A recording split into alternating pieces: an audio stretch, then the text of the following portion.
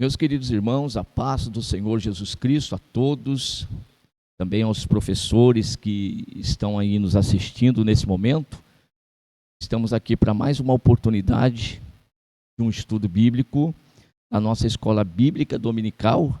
Nós estamos no nosso quarto trimestre de 2025, oportunidade que estamos estudando Gênesis, as origens. E hoje, pela misericórdia do Senhor nosso Deus, chegamos à nossa lição de número 5, que trata a respeito da genealogia dos filhos de Deus. Então já preste bastante atenção no nosso tema para esta oportunidade. O material de classe tem aí um texto áureo, que eu faço a leitura com vocês. E a Sete mesmo também nasceu um filho, e chamou o seu nome Enos. E então se começou a invocar o nome do Senhor. Gênesis capítulo 4, o versículo de número 26. Nós temos aqui na nossa lição de número 5 um esboço para que nós possamos seguir aqui com uma introdução, 3 tópicos. O primeiro deles, o propósito da genealogia de Sete. Depois nós temos Enoque e o seu testemunho. E por fim, Noé e a esperança de um descanso. E então chegaremos à nossa conclusão. Nessa lição de número 5, nós temos uma introdução que eu passo a fazer a leitura. E sempre gosto de chamar a atenção de vocês já logo para a nossa introdução. Lógico, porque é ela que vai dar o norte para nós da lição que nós estamos seguindo. Então vamos fazer a leitura.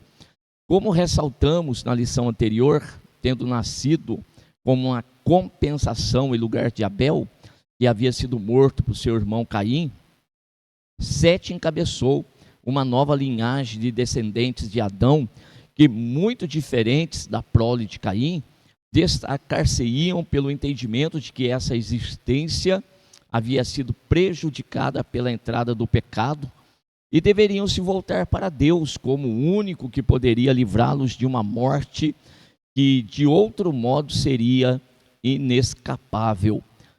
O capítulo 5 de Gênesis apresenta-nos essa linhagem e, por trás de uma estrutura aparentemente repetitiva, encerra importantes lições sobre o testemunho de fé e piedade deixado por aquelas primeiras gerações dos filhos de Deus. Nós seguimos aqui com o mesmo norte com o qual nós iniciamos as nossas primeiras aulas do livro aqui de Gênesis, e mostrando para a classe, para a nossa classe de escola bíblica dominical, que na face da terra nós temos aí, ou deveríamos, até em Abel e Caim, já Deus mostrar as duas linhagens que se seguiriam sobre a face da terra. Como Abel ele foi morto, permaneceu apenas a linhagem de Caim, que nós já estudamos e mostramos que era uma linhagem então carnal, de homens naturais, totalmente à parte dos projetos de Deus. Abel seria o representante contrário, porém foi morto pelo seu próprio irmão. E agora essa genealogia dos filhos de Deus, ela fica como que se pendente.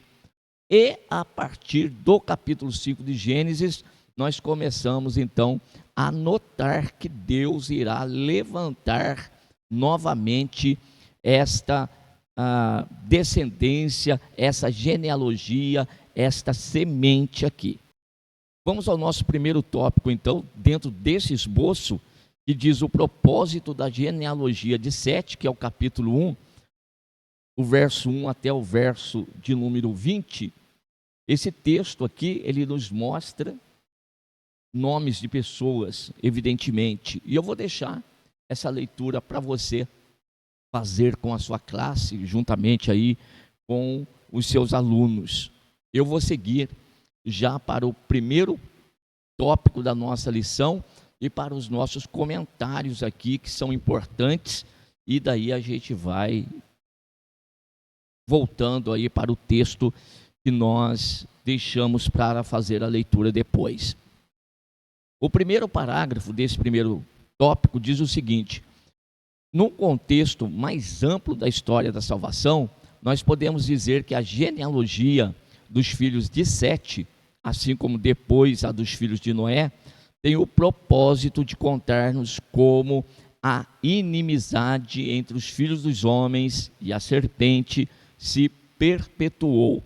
Na medida em que, deixada a promessa da redenção através da semente da mulher, nem todos os descendentes de Adão seguiram o caminho de Caim, mas uma linhagem perseverou em guardar o seu cumprimento, a cumprimento da promessa de Deus, e nessa esperança ela resistiu ao mal e procurou agradar ao Senhor. Percebo que pontos importantes: primeiro, de resistir ao mal e também procurar ao mesmo tempo agradar a Deus. Em outras palavras, a genealogia de Sete nos mostra que, embora o mundo tivesse sido dominado pelo pecado, Deus nunca ficou sem um testemunho entre os homens, mas sempre teve aqueles que, segundo a eleição da graça, invocaram o seu nome e transmitiram a sua promessa à geração seguinte, até que se formasse o povo eleito por Deus para, através dele, abençoar todas as famílias da terra, no caso, Israel. Feito essa leitura aqui, eu quero que você relembre comigo a respeito de Gênesis capítulo 3 e o verso de número 15, que é importante, e dentro dessa lição nós vamos pegar esse norte aqui. Em Gênesis capítulo 3 e o verso de número 15, o Senhor Deus disse o seguinte: e porém inimizade entre ti e a mulher, e entre a tua semente e a sua semente, esta te ferirá a cabeça, e tu lhe ferirás o calcanhar. Então prestemos atenção no versículo que aqui está falando a respeito dessa inimizade entre as duas sementes, semente da mulher e também a semente da serpente. É evidente que dentro desse texto existe uma palavra profética, da qual o Senhor Deus, ele já está mostrando lá no finalzinho, e o que pisaria a cabeça da serpente, evidentemente, é Cristo Jesus. Porém, antes que isto chegue no tempo oportuno, o Senhor Deus já começa a mostrar que existiria sobre a face da terra uma descendência, uma semente, tanto de um quanto de outro.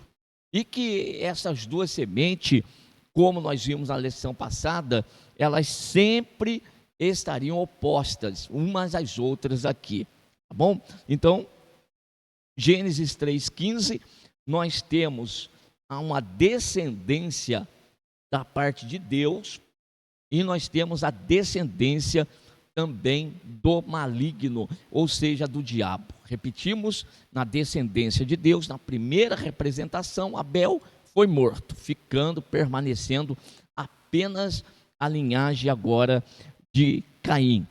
Contudo, nós acabamos de fazer a leitura que Deus, ele nunca ficou sem um testemunho entre os homens, ou seja, alguém que o representasse aqui na face dessa terra. Eu já falei, é bom sempre destacar que o homem, ele está destituído da glória de Deus, ou seja, vivendo plenamente em trevas. E esta é a condição de todos os homens. E a única forma de um ou alguns saírem dessa condição é pela operação direta do poder de Deus, que nós sabemos agora que é a fé. A partir desse momento aqui, nós começamos a demonstrar então, e vai ficando claro para nós, e este é o propósito de Deus, mostrar que ainda num certo momento, um dos seus representantes, ele venha tombar ou ele venha cair, quem levanta o homem é Deus. Então, se um representante tomba, não quer dizer que a obra de Deus, ela acabou ou ela se findou. Não, ela é proveniente de Deus. E o Senhor Deus sempre vai ter ali o seu representante, porque ele é poderoso para fazer. Então ele visita o homem e faz um homem ser ali cheio da sua graça, se mostra misericordioso e com esse propósito de mostrar para todas as pessoas ou as gerações que existe graça e que existe misericórdia da parte de Deus. Como está sendo desenhado aqui, nós já destacamos as famílias da terra. Por exemplo, vamos ler um texto da referência que está aí. Vou ler Romanos capítulo de número 9 para ilustrar para a gente o que nós estamos conversando a respeito aí de ter esse testemunho de Deus entre os homens. No princípio, começando com um homem e depois uma família, e depois de uma família, Deus vai aumentando até chegar no ponto de Deus ter uma nação como representação e como testemunho.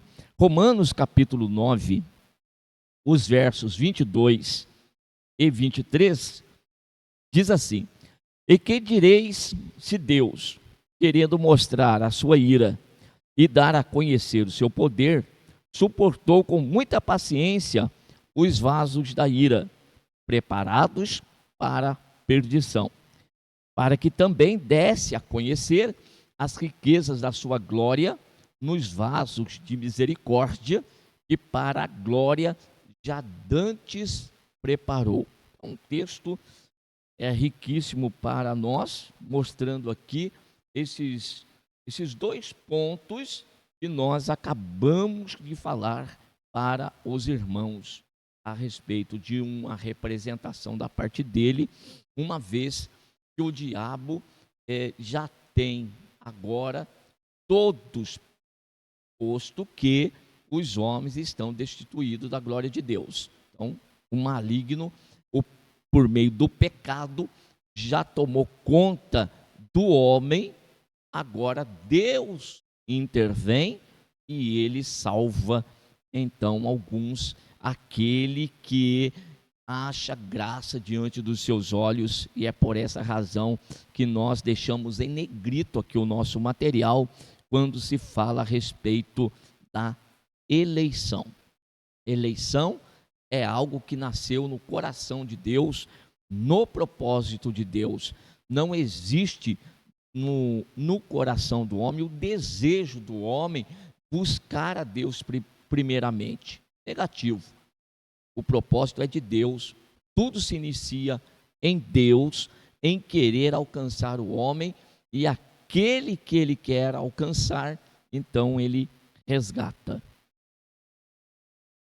Prosseguindo para o nosso segundo parágrafo, nós lemos: é importante observar que, ao alistar os nomes desta genealogia, assim como de outras, a Escritura cita apenas os homens, e no presente caso cita por nome apenas um dentre os outros filhos e filhas, nascidos em uma determinada geração.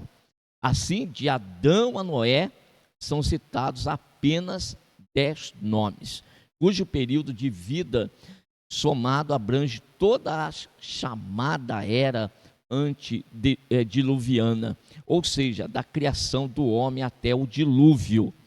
Quanto aos demais filhos e filhas não citados pelo nome, nós não temos detalhes sobre quando nasceram, nem por quanto tempo viveram.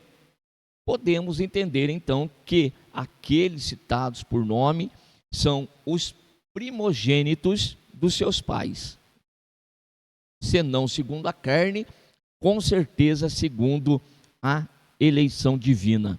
cada um formando como que um elo na corrente da semente de piedosos que Deus desejou ter para si ao formar toda a geração dos filhos dos homens a partir de um só casal, e entre os quais se cumpriria a promessa quanto à semente prometida. Mais uma vez aqui se destaca esta expressão, a semente prometida, para que realmente chegue o momento dessa semente específica se manifestar. Então tem que ter uma geração do qual esta semente ela venha surgir.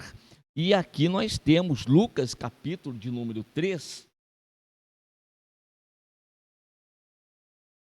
Nós vamos fazer uma observação aqui, ainda que eu não leia toda esse texto, que é o verso 23 até o verso de número 38, o que nós temos aqui é a chamada genealogia de Jesus. Jesus é o cumprimento de Gênesis capítulo 3, verso 15. Mas para que Jesus, quanto à semente da mulher, ele surgisse, ele aparecesse dentre os homens, tem que haver uma genealogia, tem que haver uma descendência anterior a ele, para que pudesse a promessa se cumprir. E aqui nós temos Lucas destacando exatamente isto. Então, se você observar essa genealogia e como Lucas ele registra e vai puxando os principais nomes, como nós já lemos, de repente, primogênito dos pais, ou então primogênito segundo a eleição, nós temos aqui agora uma genealogia mais longa, que vai sair desde Jesus e vai até o verso de número 38, que esse eu quero destacar e ler. E Cainã de Enos, e Enos de Sete, e Sete de Adão, e Adão de Deus. Ou seja, toda esta descendência representada aqui pelos nomes, tanto de Gênesis capítulo 5, que é antes do dilúvio, e agora registrada por Lucas, já com a manifestação do Senhor Jesus e puxando, tudo vai terminar em quem? Tudo termina em Deus. Não termina em Adão, termina em Deus, porque tudo se originou dele. Agora, se existe na face dessa terra, por permissão dele, conforme nós já lemos aqui em Romanos, vasos da ira que pertencem ao maligno, têm uma identidade com o diabo.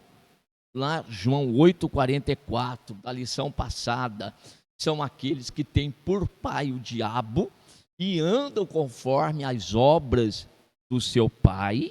Então essa geração aí, ela sempre vai estar perseguindo a geração pertencente ao Senhor Deus. No terceiro tópico ainda,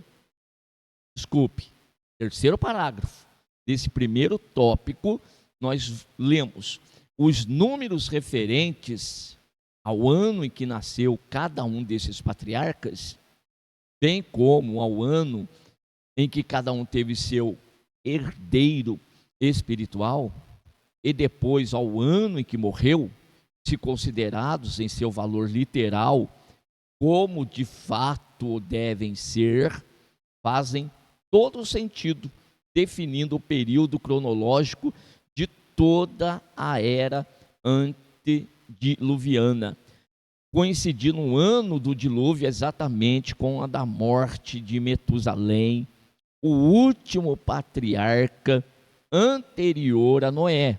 Confira aí Gênesis capítulo 5, verso 25 e até o 27, e também o capítulo 7 e o verso de número 6.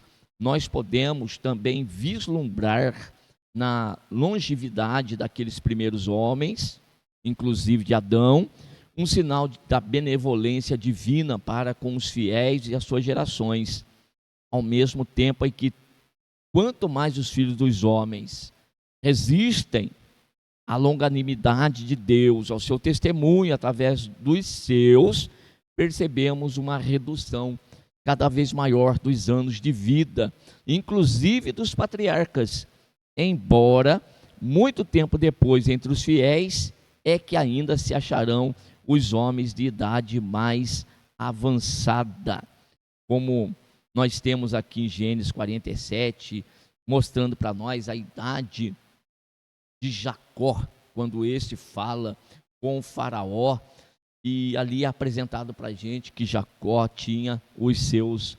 130 anos. Bem destacado no material de classe também, que a idade que nós lemos em Gênesis capítulo de número 5, deve ser considerada como literal. Esses homens realmente viveram os seus períodos aí de 300, 500, de 600, Metusalém, como está destacado aqui, que ele é o mais velho, 969 anos, tá? Que é o último patriarca anterior a Noé. Esta genealogia, muitas das vezes, os irmãos não gostam de fazer a leitura. Não vão, mas para que eu vou ficar lendo genealogia?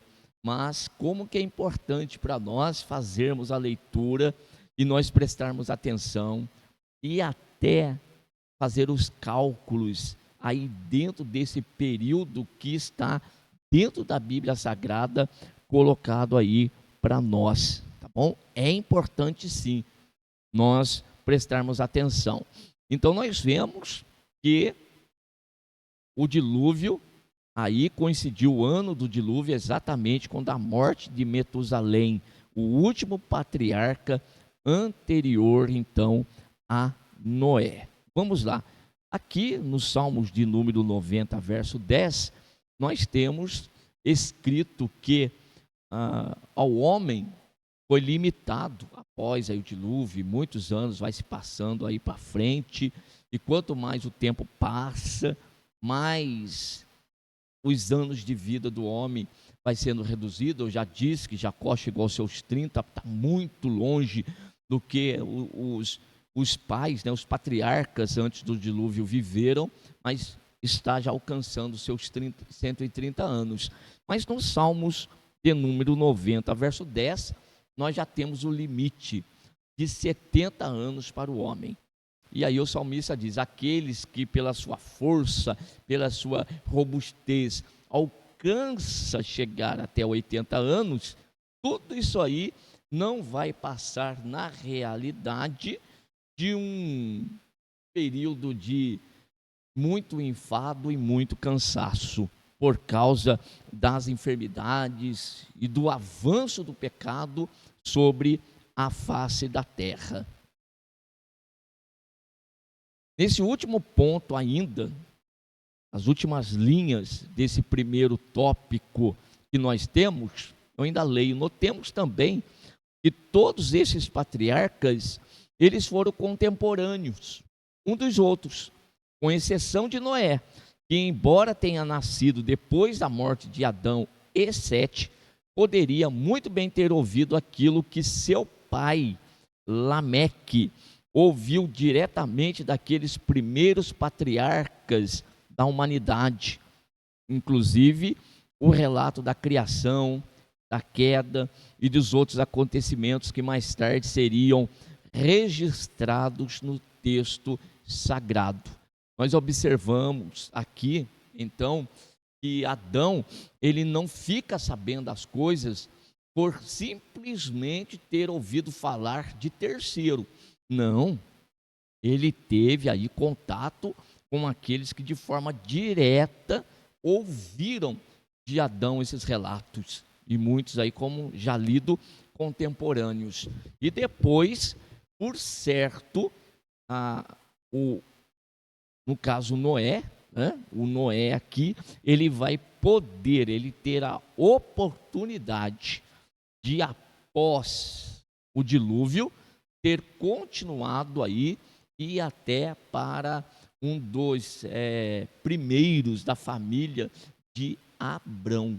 Era a família de Abrão aí, chega aos relatos que nós acabamos de ler aqui de criação, de queda e dos outros acontecimentos que foram bem para trás, chega realmente até aí os primeiros pais de Abrão. Então, de modo que, por certo, também passando nessa tradição oral, chega até Abrão todo esse relato e todo esse noticiário e como que o Senhor Deus, ele estaria ou estava agindo. Na sequência do nosso estudo, nós já temos o segundo tópico, que diz respeito a Enoque e seu testemunho. Agora eu quero fazer a leitura, porque é uma leitura bem curta. Já pode deixar na tela o primeiro parágrafo aí, eu vou ler no texto sagrado primeiro, Gênesis capítulo 5, verso 21.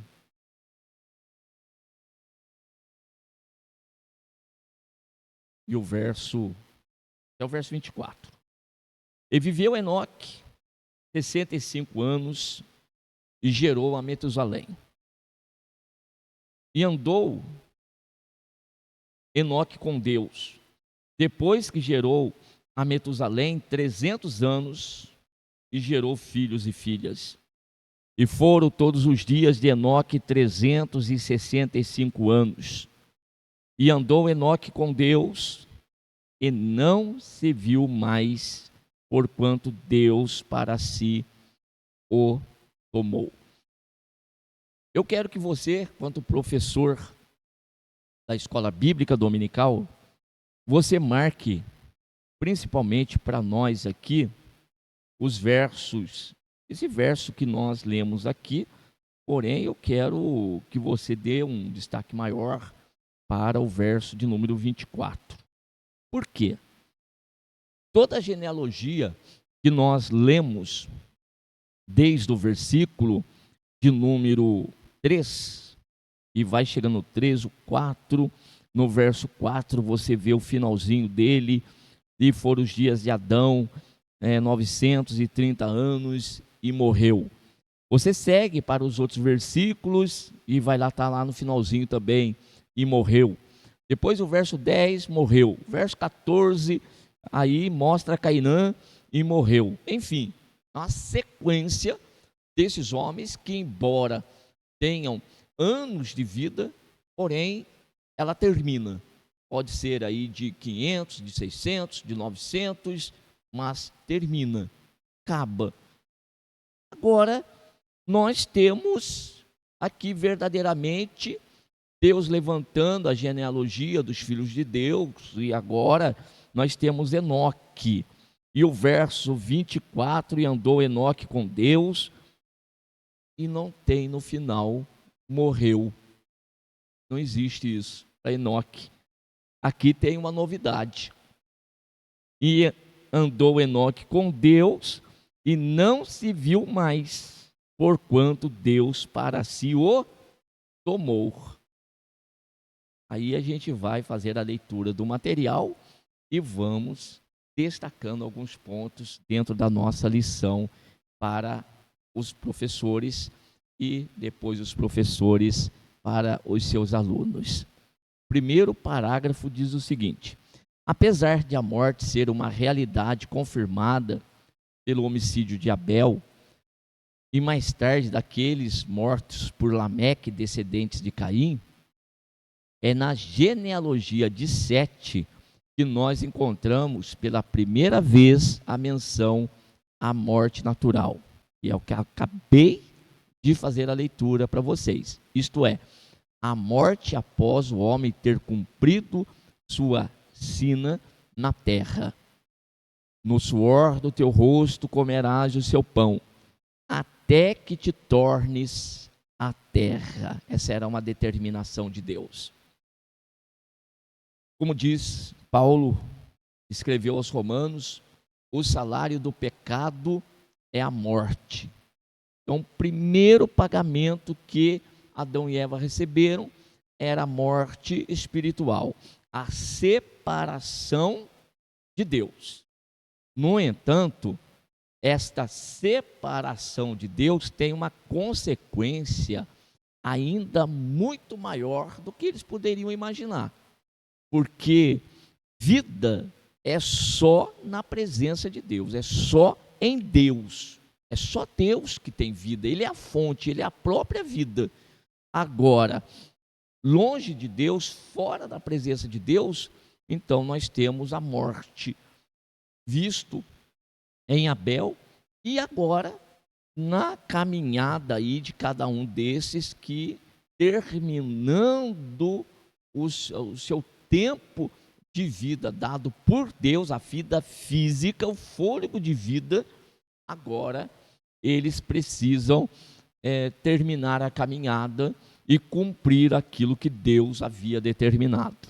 E eles, no suor do rosto, comeriam o seu pão, ou seja, trabalhariam na terra durante o tempo que tivesse, mas no final eles teriam que tornar a terra. Ou seja, este tabernáculo que foi formado do pó da terra teria que voltar para o pó da terra. E o Espírito que sustenta este corpo, este é de Deus, este volta para Deus que o deu.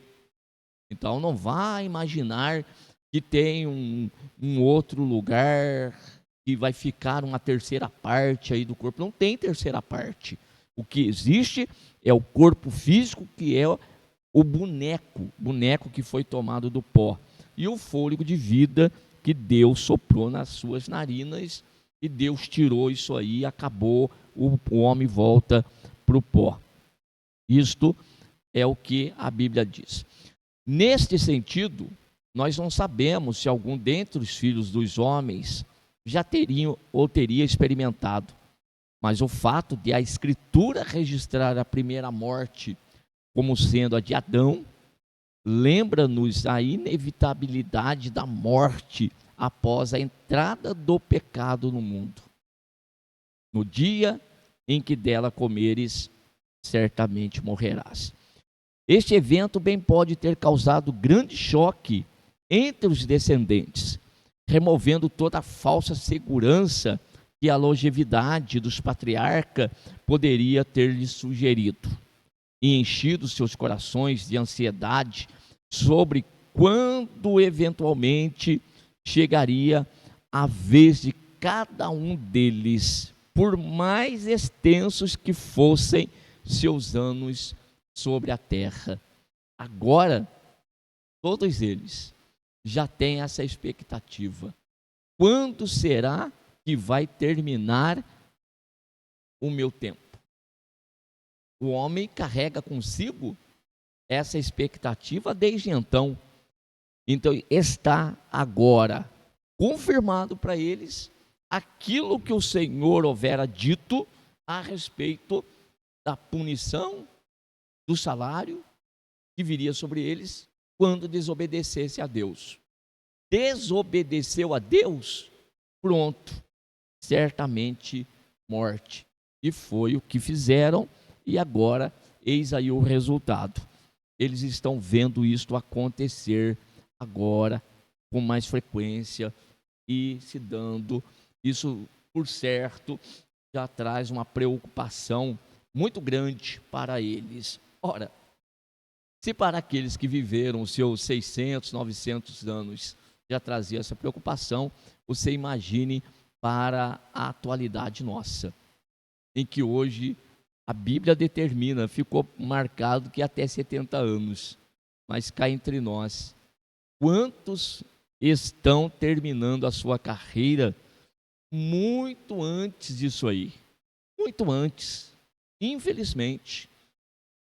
E isso acontece muito com aqueles que cada vez mais se afastam de Deus, se envolvem com o pecado, e o pecado ceifa mesmo, não tem jeito. é o que está escrito. Então prestemos atenção. Naquela época, os homens já sabiam. A palavra que Deus disse, olhe só, está acontecendo. A palavra do Criador está tendo cumprimento. E estavam prestando atenção. Mas que esperança que eles tinham na época? Ainda não. Não há ainda uma esperança. Até esse ponto que nós estamos lendo aqui, negativo. Eles estão vendo só morte. Tombou um, tombou o outro. Qual será o próximo? Qual será o próximo dessa fileira? Mas uma coisa era certa. Essa carreira vai terminar. Esse tempo de vida que nós temos realmente é breve. Não tem como escapar dessa sentença mais, que é a morte. Só para ilustrar para nós aqui, eu vou abrir a Bíblia Sagrada no livro de Eclesiastes, para nós fazermos a leitura do capítulo de número 8.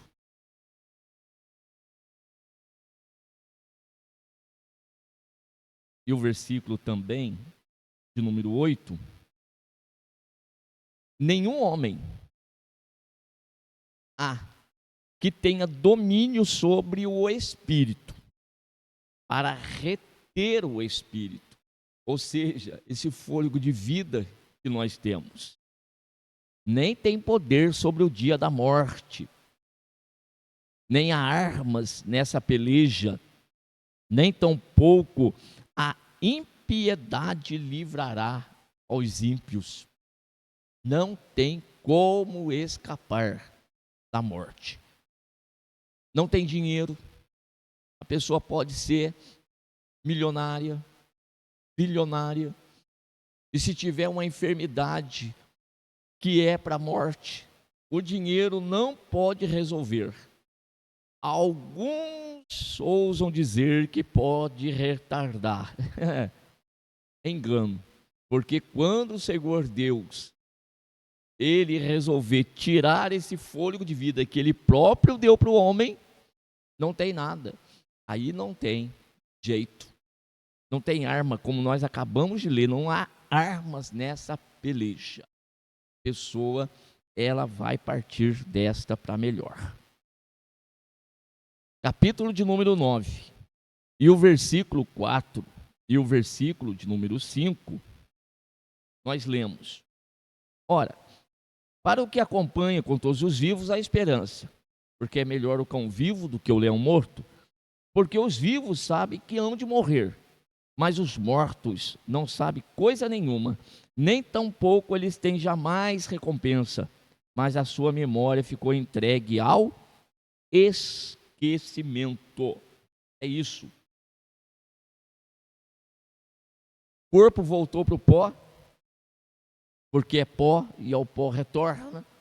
O espírito volta para Deus que o deu e agora acabou.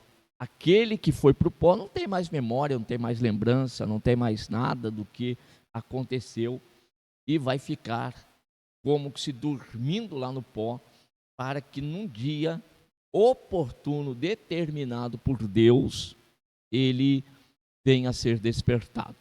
Isso é um assunto para um momento um pouquinho mais à frente.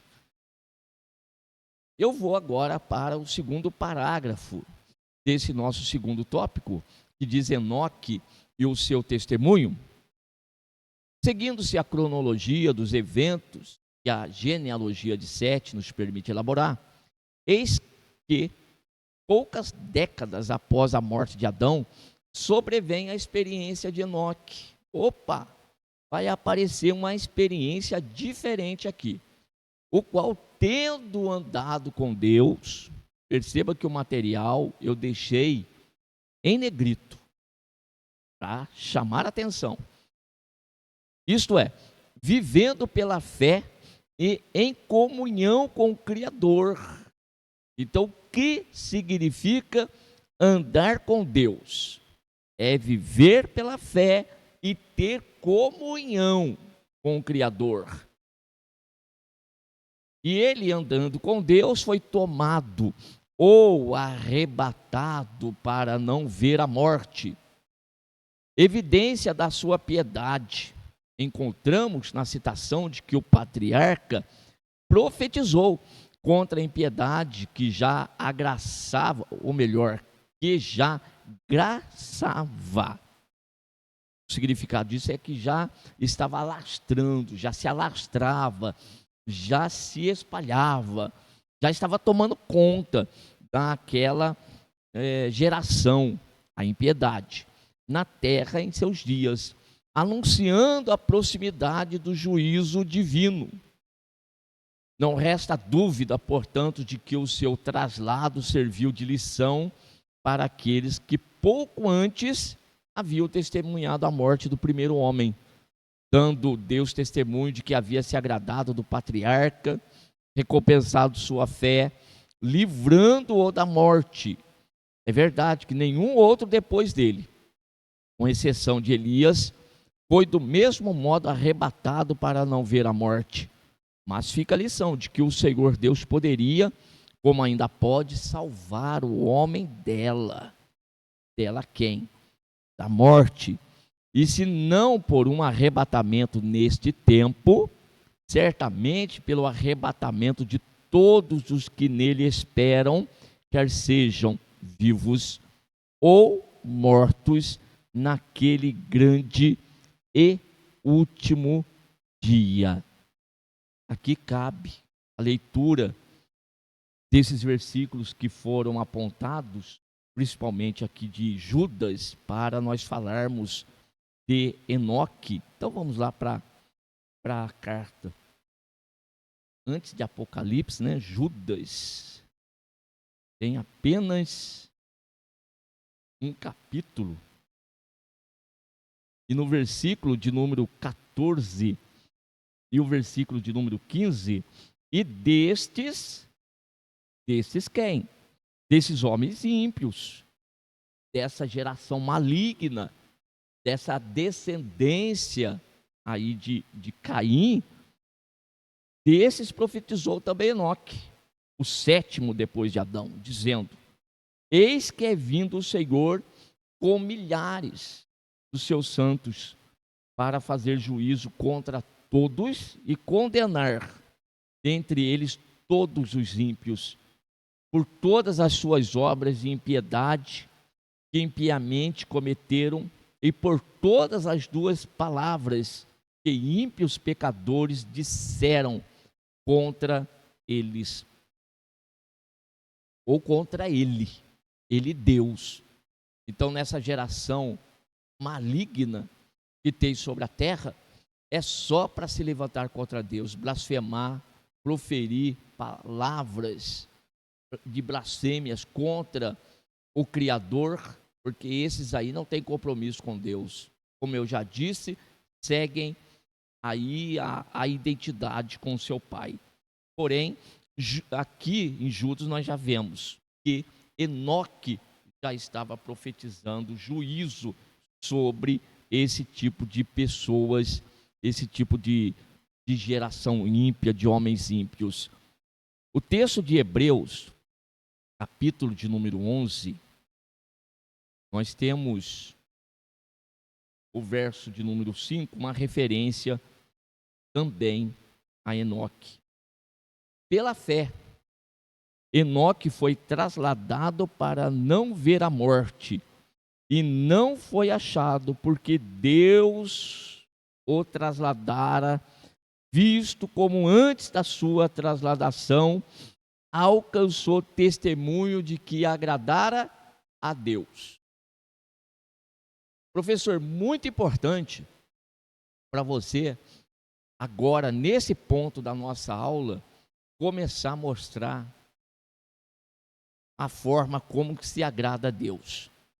Nós já deixamos em negrito aí na terceira linha desse parágrafo que eu li, da experiência de Enoque, o qual, tendo andado com Deus, o que é andar com Deus? É viver pela fé e em comunhão com o Criador. Ora, e agora Hebreus vai dizer que pela fé ele foi trasladado.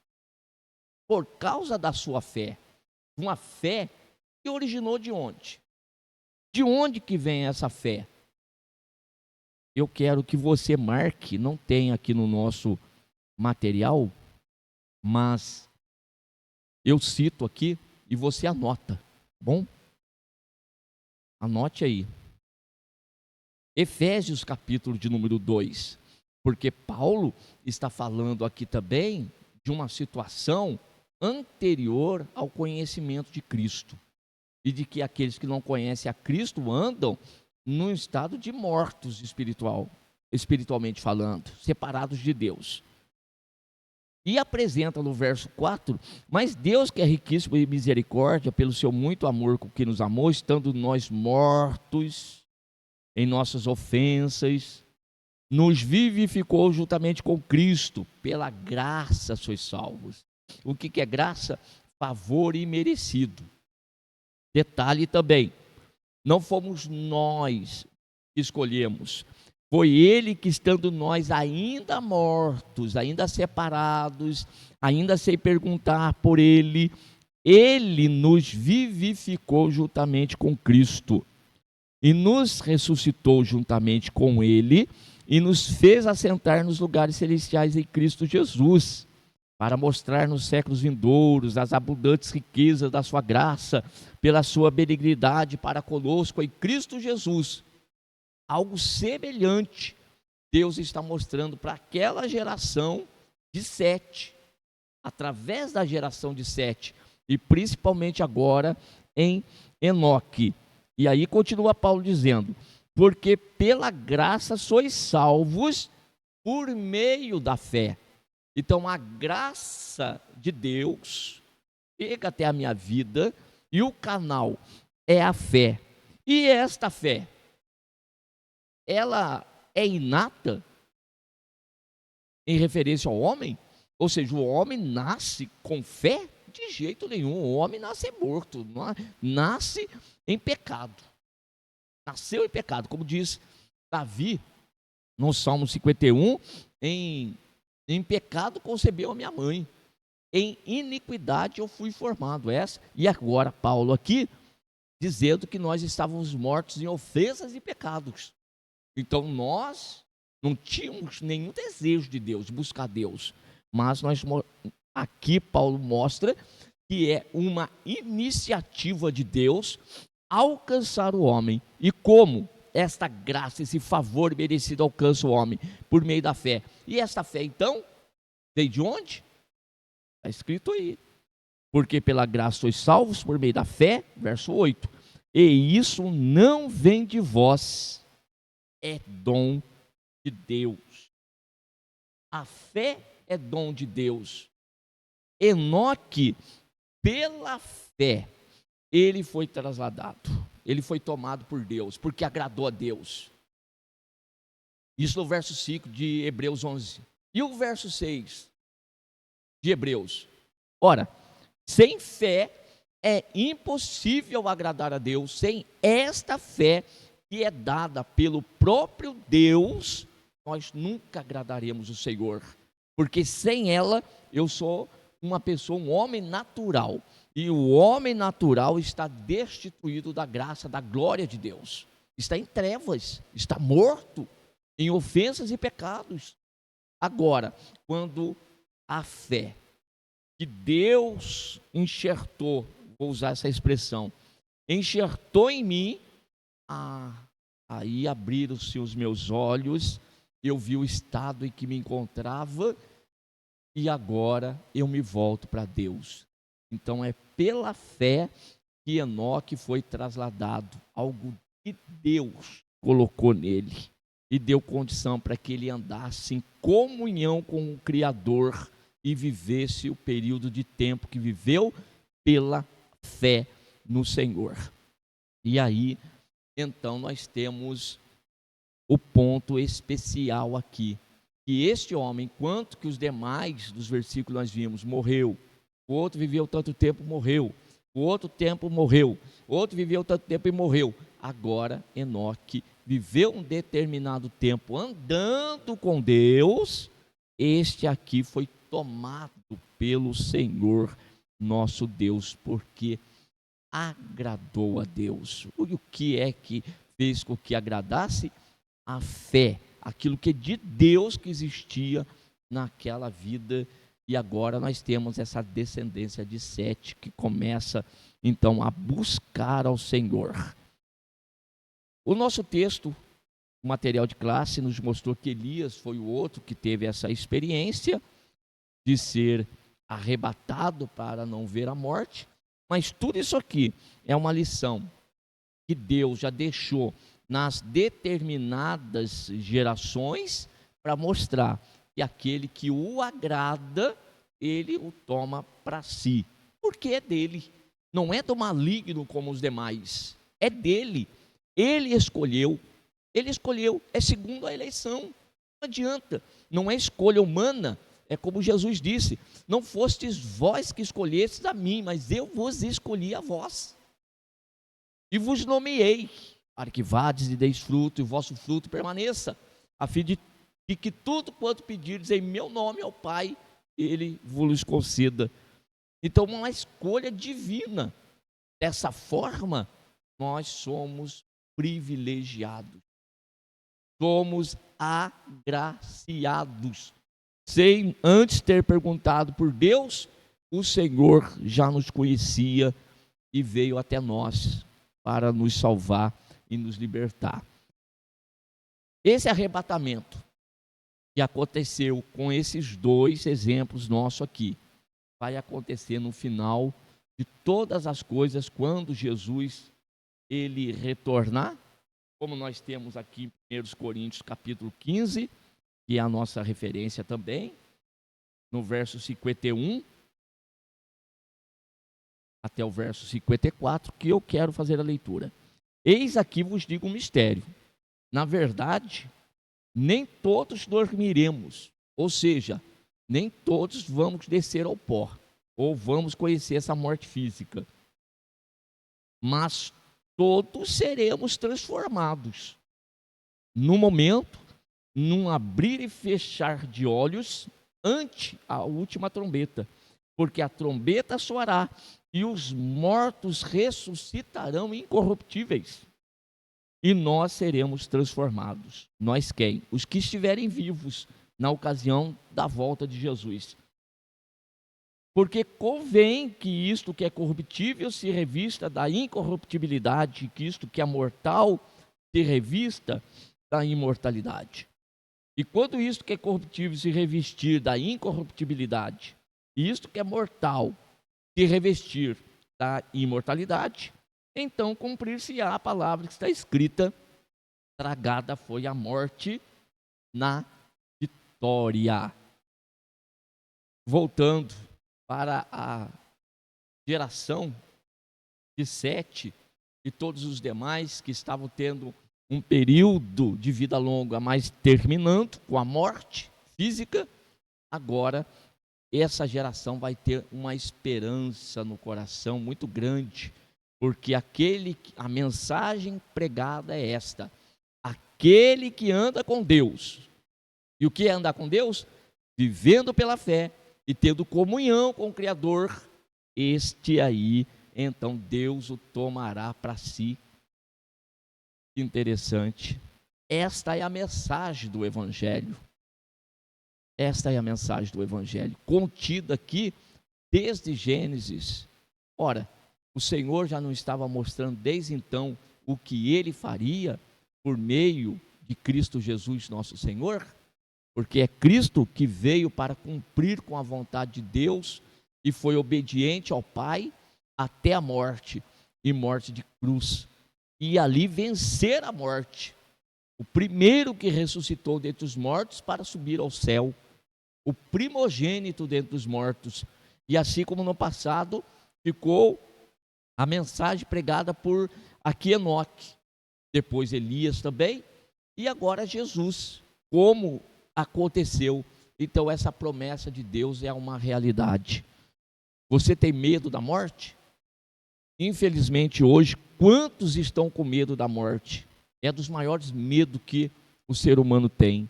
E ele, para não morrer, ele vai fazer de tudo, ele vai lutar. Quem tem dinheiro vai gastar todo o dinheiro que tem para poder manter-se vivo. Mas como nós lemos em Eclesiastes, não adianta o teu dinheiro, porque não há armas nessa peleja que possa te livrar disso, a não ser a mensagem do Evangelho que nós estamos pregando. Em Cristo Jesus, nosso Senhor, aí sim existe a verdadeira salvação da morte. E não só dessa morte, mas da principal morte eterna. Porque o homem está caminhando para a morte eterna, para a separação eterna de Deus. Mas Jesus, ele veio para dar vida e vida com abundância. Assim superamos o nosso segundo parágrafo e estamos agora no terceiro. Noé e a esperança agora de um descanso. Capítulo 5, verso 25 até o verso de número 32, e também deixarei para você fazer a leitura em classe. O material de classe aqui para nós vai dizer o seguinte: o restante do capítulo enumera as gerações que se sucederam de Enoque até Noé, e sobre ele a escritura destaca a profecia de seu pai, que lhe valeu o nome. Este nos consolará acerca de nossas obras e do trabalho de nossas mãos, por causa da terra que o Senhor amaldiçoou. Noé significa alívio, conforto. Ao invés de entregar-se às alegrias passageiras desta vida, nas quais se refugiavam os demais filhos dos homens contra as agruras, ou seja, põe aí o significado de agruras, dificuldades, sofrimentos e ansiedades desta vida, Lameque desejava alcançar um repouso que somente Deus poderia lhe dar. Não existe outro.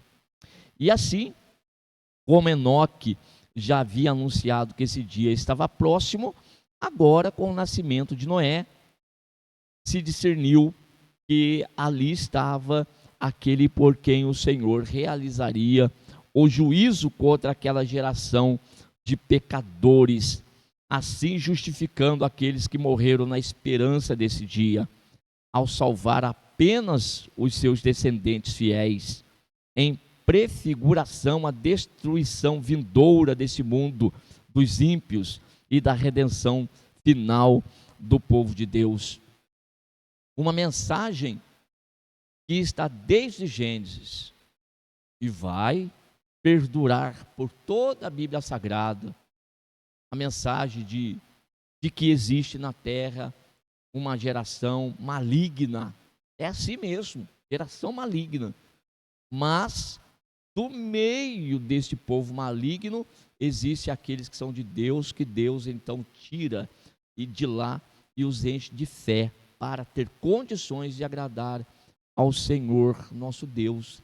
E olha, durante o tempo Deus vai fazendo isso, e agora nós temos Noé, que vai ser um pregador, né, do juízo de Deus. Vou ler a referência aqui de Mateus, capítulo 24, e o verso de número 37, porque a mensagem é para a atualidade, muito mais para nós agora, que já estamos vivendo os últimos dias. 24, verso 37, 38 e 39. E como foi nos dias de Noé, assim será também a vinda do Filho do Homem. Porquanto assim como nos dias anteriores ao dilúvio, comiam, bebiam, casavam, davam-se em casamento, até o dia em que Noé entrou na arca, e não perceberam até que veio o dilúvio e os levou a todos, assim também será a vinda do Filho do Homem. Naquela ocasião em que Noé estava pregando, e também havia uma esperança no coração deles de se livrarem da morte, muitos não quiseram, né? Não estavam interessados nesta ideia, não acreditavam nisso, não abraçaram a oportunidade. E por que não? Porque não são de Deus. não tem nada de Deus por isso.